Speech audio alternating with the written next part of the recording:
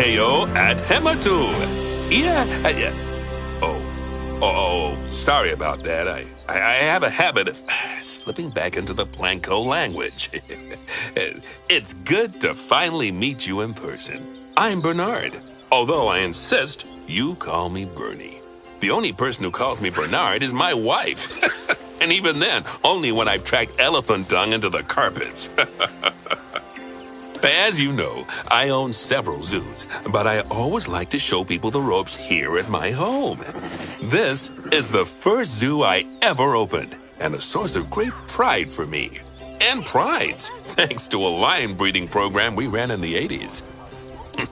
But we're in the middle of a big renovation, and that's where you come in. Sadly, our old contractor had to retire after developing a fur allergy.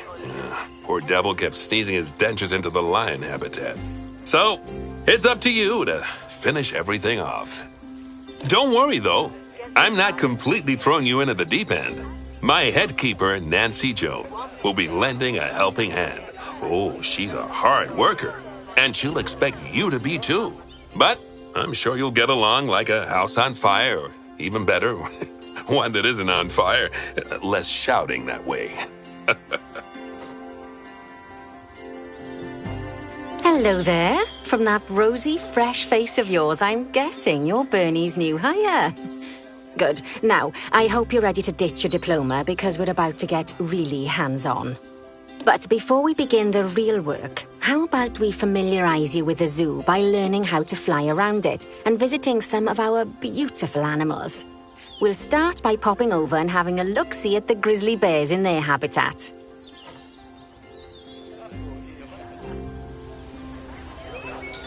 Did you know that grizzly bears, also known as Ursus arctos horribilis, can hibernate for up to 7 months a year? Oh, but then again, given the chance, I think a lot of people would do that too. Select one of the bears and you'll bring up its information panel.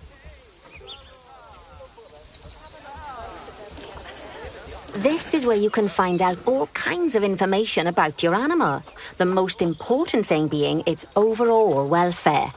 You'll learn more about animal welfare today as we go through your objectives. But for now, let's enjoy this magnificent animal. Why don't you select the camera from inside its information panel?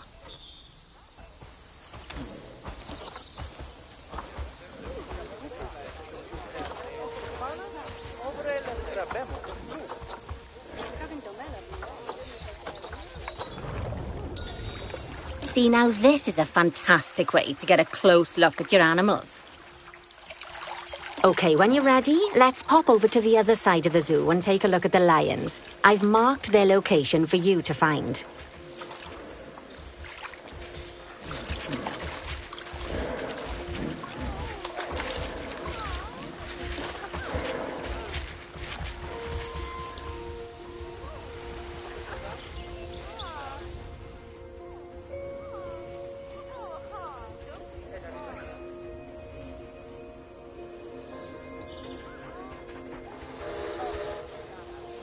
Panthera leo leo, or the West African lion to you and me.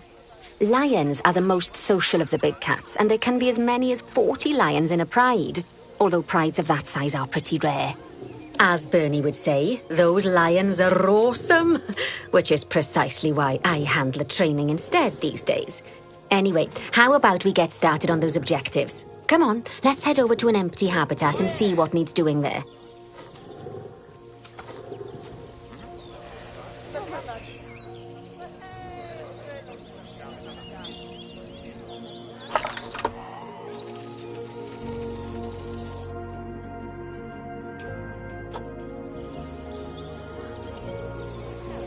As you can see, it's a lovely space for animals, but it's missing a certain something. Well, 2 somethings. Warthogs. So I'd like you to adopt a pair of them. To adopt animals, we need to open the animal market, which is in the animal trading section.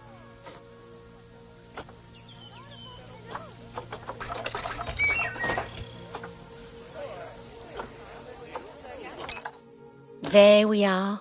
A pair of perfectly splendid warthogs for our zoo. Just select them and choose Adopt. Normally, the animal exchange would be full of animals, but I've emptied out the market while you learn how it works. The last thing I need is you accidentally ordering a dozen elephants.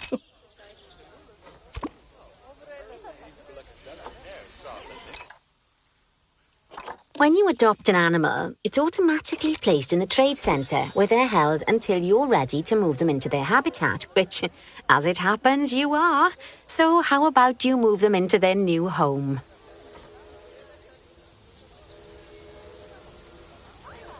When you ask for an animal to be moved into a habitat, your caretakers will go to the trade centre, collect your animal and deliver them to your selected habitat.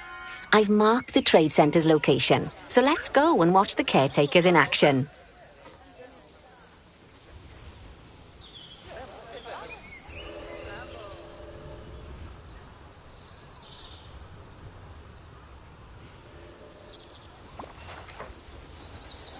Well, as you can see, those caretakers don't hang about. They'll move those animals to their destination as fast as possible. Of course, normally we'd have to place the animals into quarantine before moving them into a habitat, but I am assured by a person of good standing that these warthogs are in the very rudest of health. Right, let's get the warthog's habitat finished up so we can keep them nice and happy. You see, each animal in the zoo has an overall welfare statistic, basically how happy they are. And that overall welfare statistic is itself comprised of 4 different areas: nutrition, social health, habitat, and enrichment. Luckily, if you select an animal, you'll bring up their animal welfare information panel, which we saw earlier, where you can see how they're doing. That way, you'll know exactly what areas need to be addressed. Don't worry if that's a lot to remember. You can always check the Zoopedia for more information.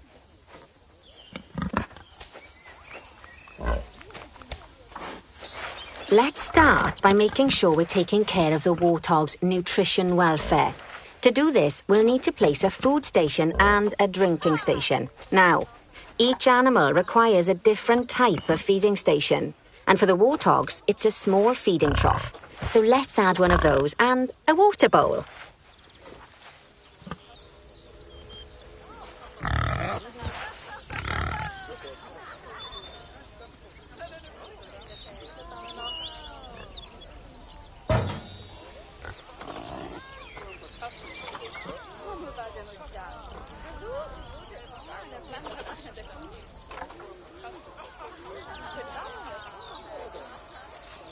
Animals also require stimulation to keep them happy. Let's add a lovely mud bath for the warthogs to roll around in. That bath will count towards their enrichment welfare, specifically their toy enrichment welfare.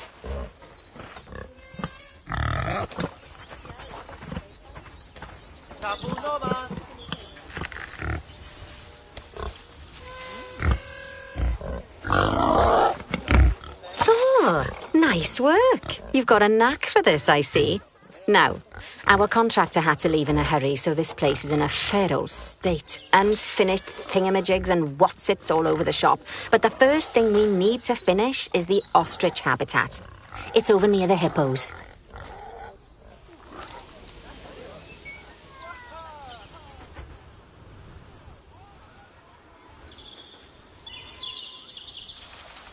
Oh, before we actually start building our ostrich habitat, let's pause time for a moment.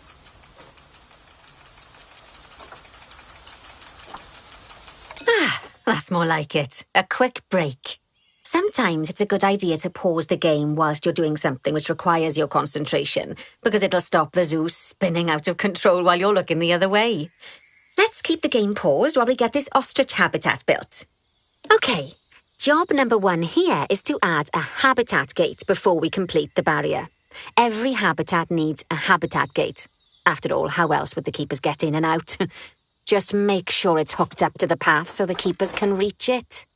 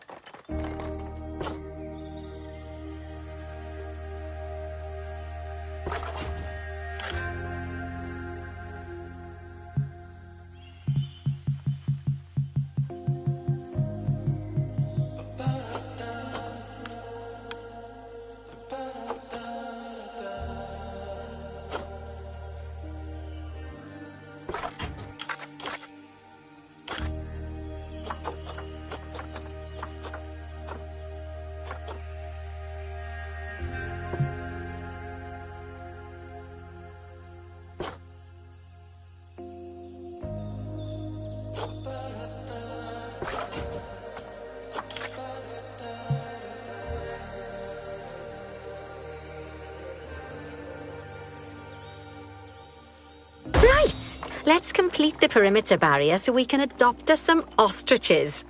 I've marked out an area for you to use, so I'd like you to finish off the perimeter using the brick barrier.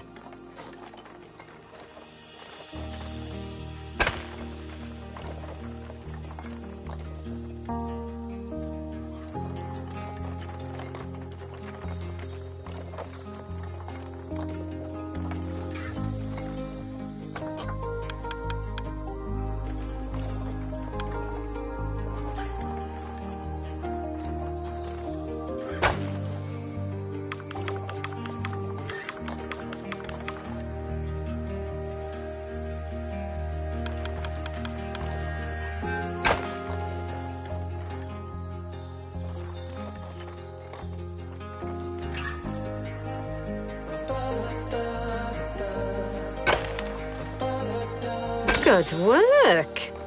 Remember, before you can place animals in any habitat, it has to have a full loop of connected barrier. Now, you've probably noticed that guests can't actually see into this habitat at the moment. At least not without a stepladder. But seeing as they're banned, I'd like you to select a piece of barrier and swap out the brick for a glass barrier, so the guests can see in.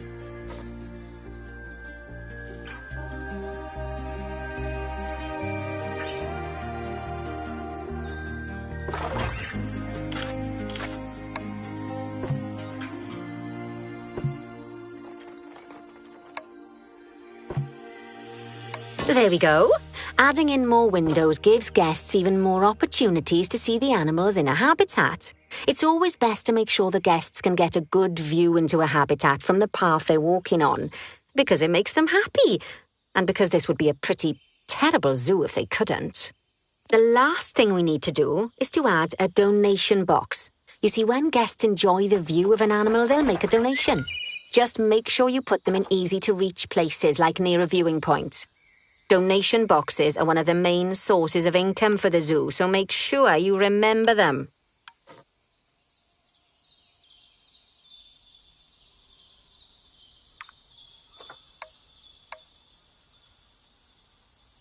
Now, before we adopt our ostriches, you should unpause time. After all, if time's paused, then so are our caretakers, which will make it a bit tricky for them to deliver the ostriches.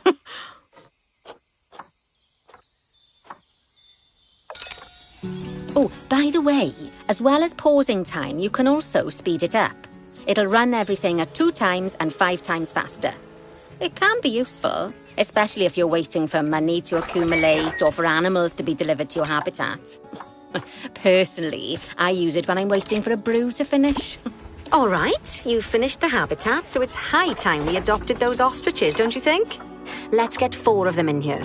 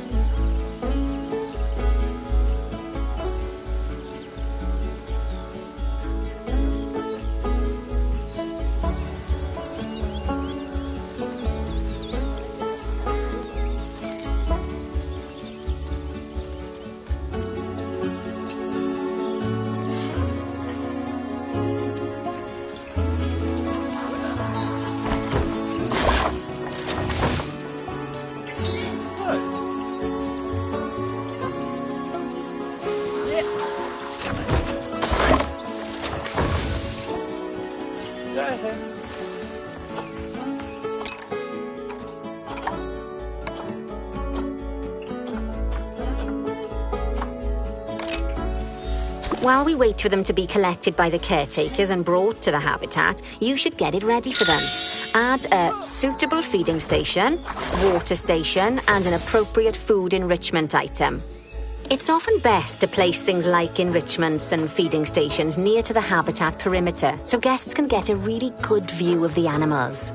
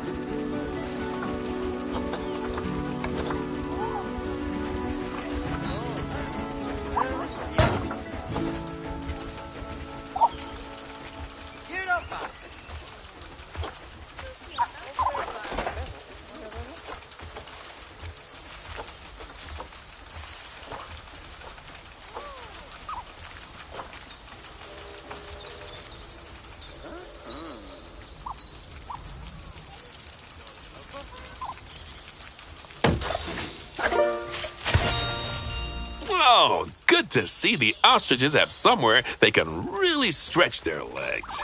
Did you know they can actually run at 43 miles per hour? Oh, heaven forbid they ever escape. The speed camera fines alone would bankrupt us.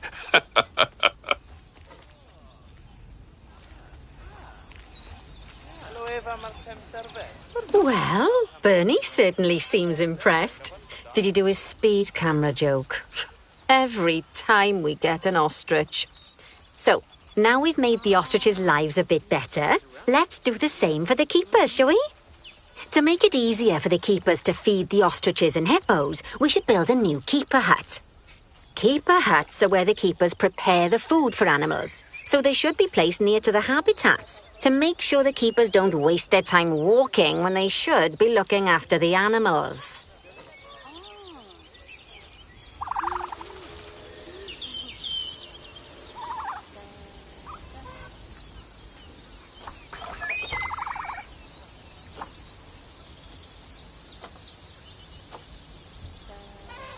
You'll need to rotate the keeper hut to get it to connect up to the path.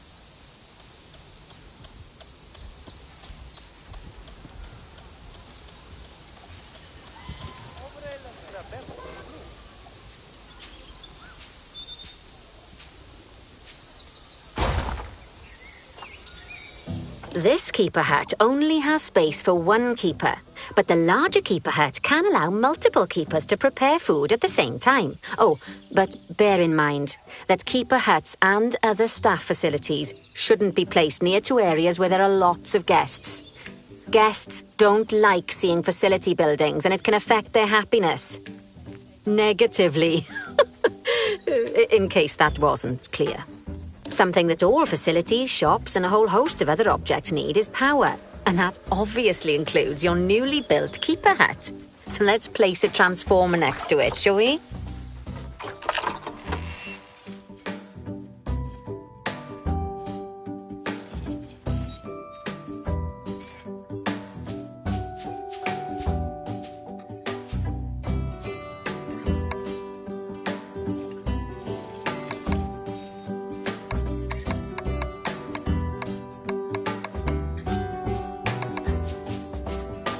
Lovely work. Now the keepers can start using the hut to prepare food, and thanks to where you've put it, they won't need to walk very far to deliver it to the ostriches and hippos.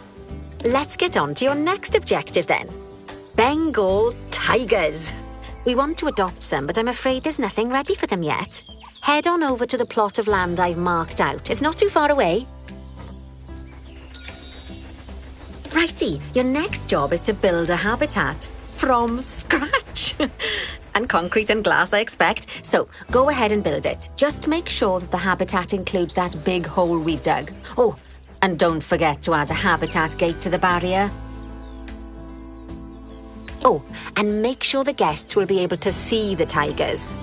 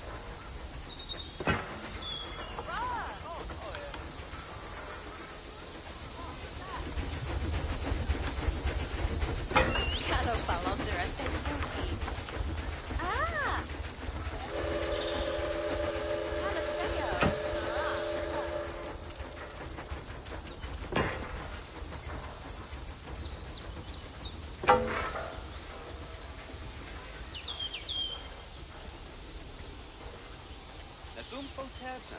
Tu e Ramoliti.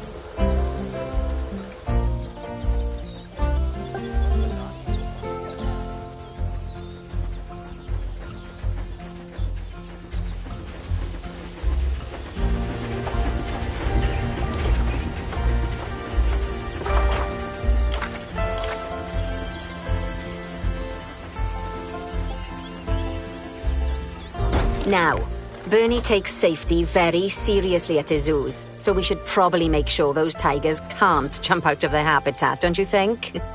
The way we'll do it is by changing the height of the habitat's barrier. Okay then, let's select the habitat barrier and then jump into barrier editing mode.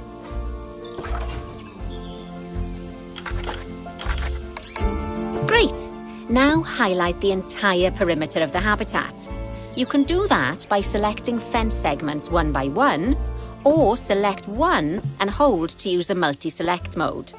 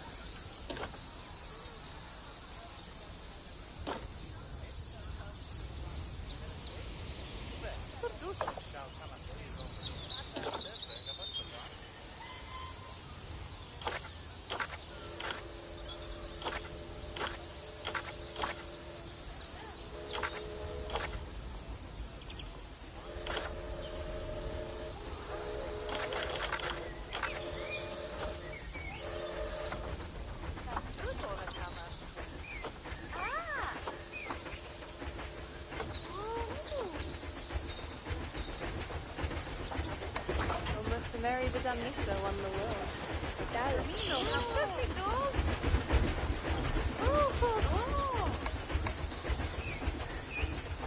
Special on me.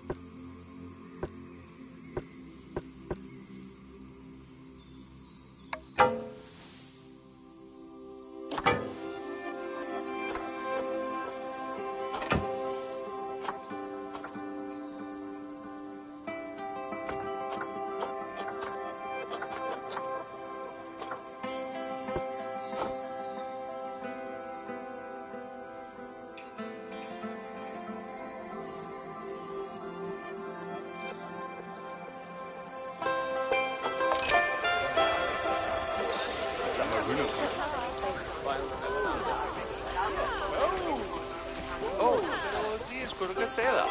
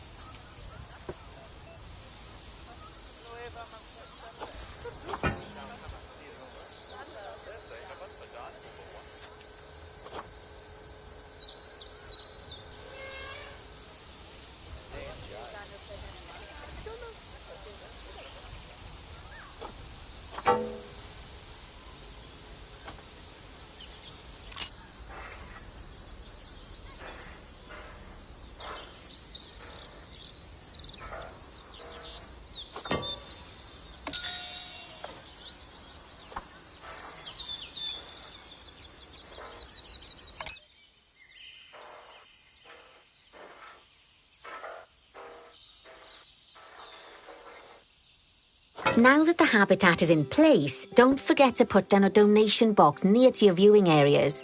We need every dollar we can get.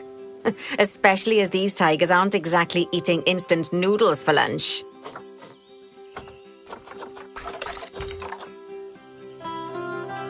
Okay, that's the habitat boundary complete, the habitat gate in place, and most importantly, the tigers won't be able to jump out of it anymore.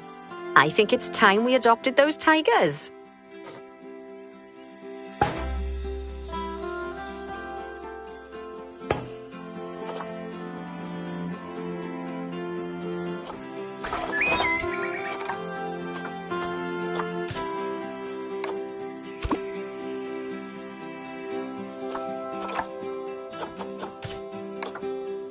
Whilst our trusty caretakers collect and deliver the tigers, let's take a look at preparing the habitat for their arrival.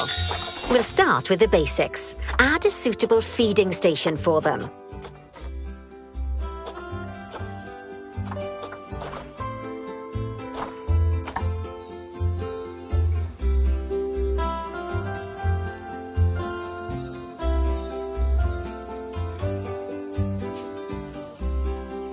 This time, instead of adding a water bowl, let's try something different.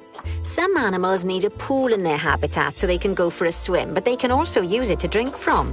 All you have to do is make sure the banks of the pool have a gentle slope so they can easily get a nice, refreshing drink.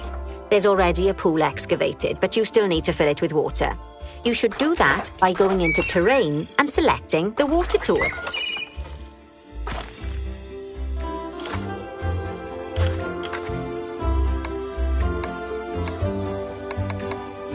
Yes, that'll do nicely.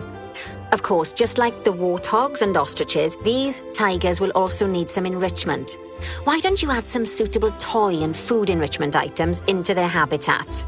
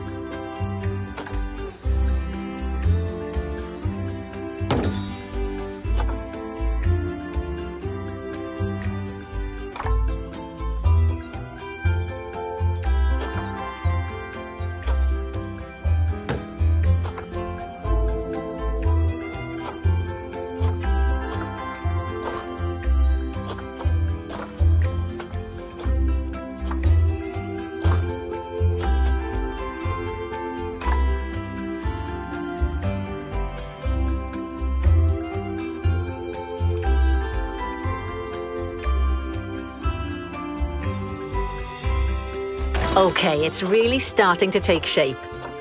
Now, the tigers will need a shelter in their habitat so they can hide from the guests, or more likely, the bad weather.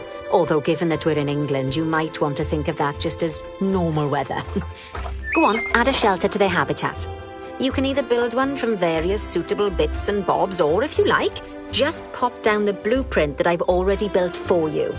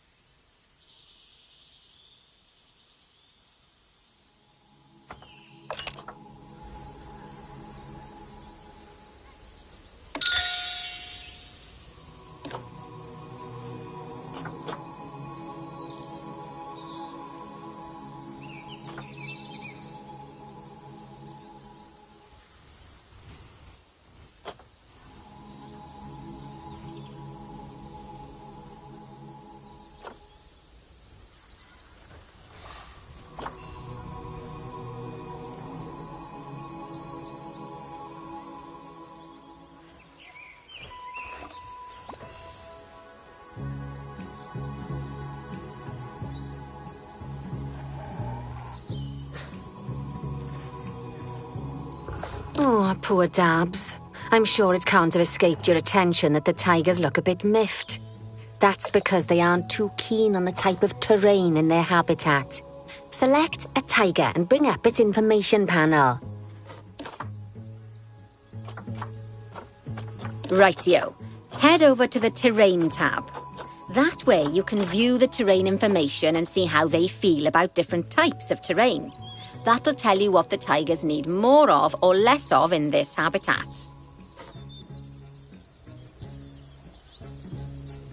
Okay then, open the terrain editing tool, select painting, and give them some more soil. Yes, that should help with the habitat part of their welfare.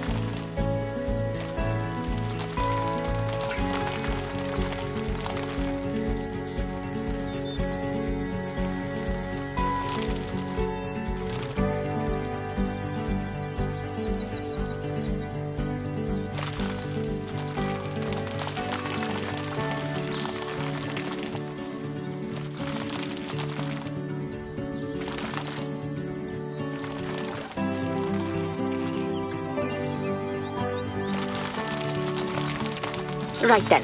All animals need plants and trees from their own biome or continent. You know, deserts, savannas, Eurasia, Europe, that sort of thing. It looks like these tigers need a few more plants in their habitat. To get a perfect fit, use plants from the rainforest and temperate biomes that are native to Asia. Although if you have to, you can get away with using just one or the other. The tigers will also want a certain amount of their habitat to be covered by those plants. To find out which plants to use and how many, select a tiger and go to the Environment tab.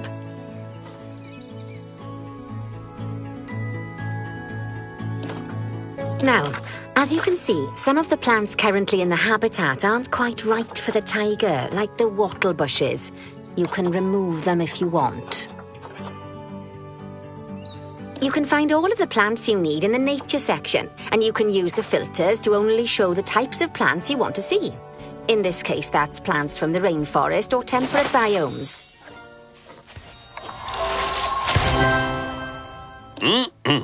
They say the good fences make good neighbors. I guess that's doubly true when one of the neighbors is a Bengal tiger. Still, those tigers look so happy that I doubt they'd leave. Even if you did poke a hole in their fence. Oh, but for heaven's sake, don't test that theory.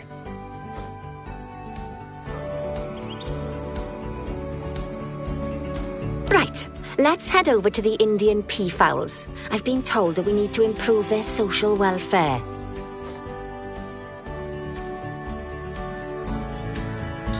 Now then, just find one of the peafowls and select them to open their information panel. Then we can have a good gander at how they're doing. Although technically, I suppose gandering would just be for geese.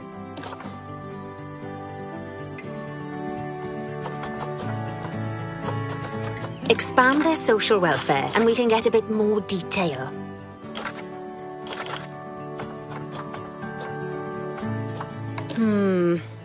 Now they've clearly got plenty of space and they're not stressed, but it looks like their social group isn't quite right. So let's find out more. Head over to the social tab to see what's wrong. Right, as you can see, the peafowls need their population to be larger. To solve this little problem, you'll need to adopt 3 more female peafowls. Off you pop to the animal market then.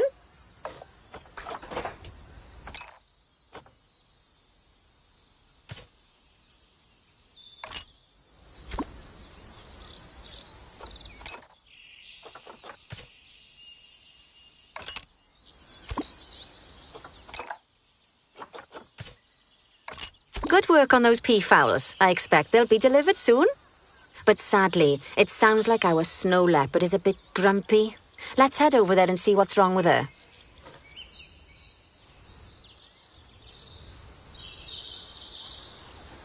Just like people, animals can suffer from stress if things aren't quite right. You know, like when you see someone put in the milk before the tea bag. In the case of these snow leopards, they're a bit stressed by their lack of privacy. You can lower their stress levels by swapping out the normal glass barrier by their cave for one-way glass. It's not a cheap option, but I think they're worth the expense, don't you? This will give the snow leopards somewhere to go when they want to get away from the prying eyes of the guests.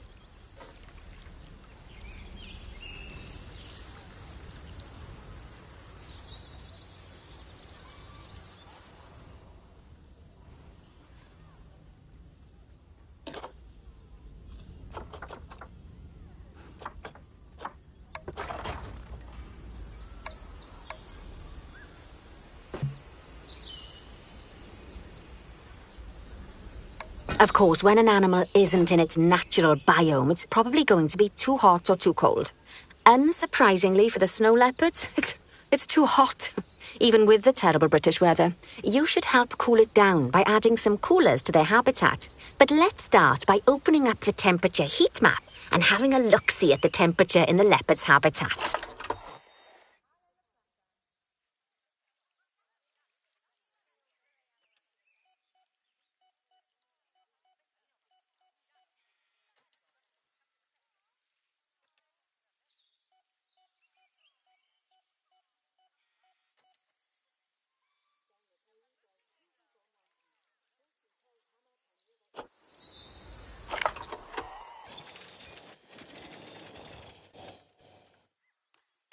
As you can see, we already have one cooler in there. Let's pop some more down and get as much of the habitat as chilly as we can. Luckily for us, this habitat already has power, but you'll need to make sure of that in the future. Just so you know, if any part of a habitat is powered, then the whole habitat will be powered.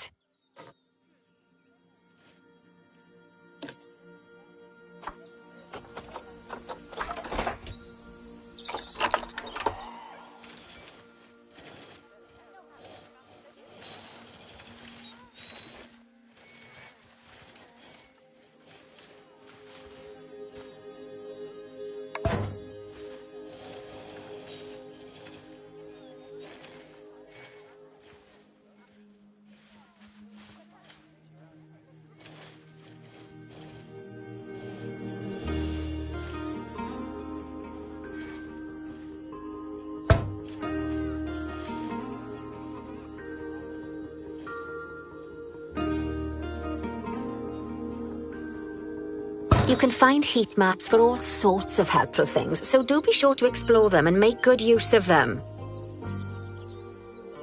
It'll take a little while for the temperature to adjust once you've added coolers or heaters, but now we've got the coolers in, we can address the leopards' terrain welfare. You see, what the leopards really want in here is snow and rock, so let's make that happen.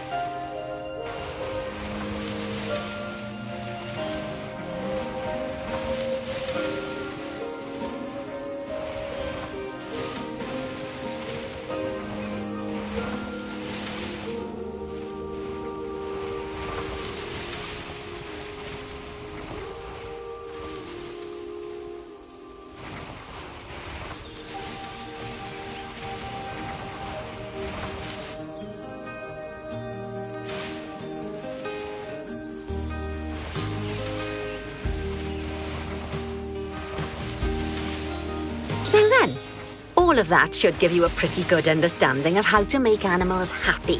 So I'd like you to go and check on all the other animals in the zoo and fix up any issues with their habitats. That'll increase the average welfare of the animals across the whole zoo. And that average welfare is a very important statistic. Now, to quickly see how all your animals are doing in the zoo, you should head to the animal section of the zoo management screen.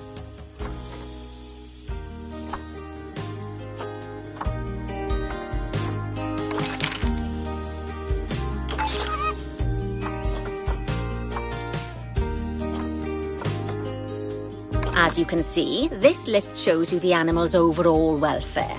So if something's amiss, then you can quickly pop over to them using the locate tool. Right, I'm off for a cuppa while you make sure all the animals are well looked after.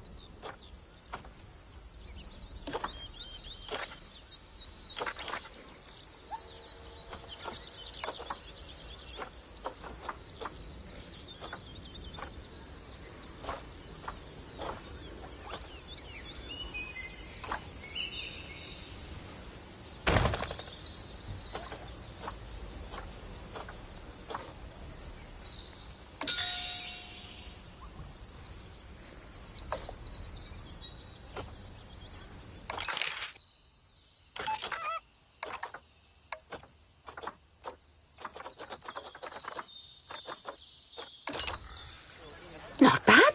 Not bad at all. I think it's fair to say that you've passed the first part of your training with flying colours. There's still lots more to learn, but we'll have to head to another one of Bernie's zoos for that. If you want to grab your passport, we'll head off, shall we?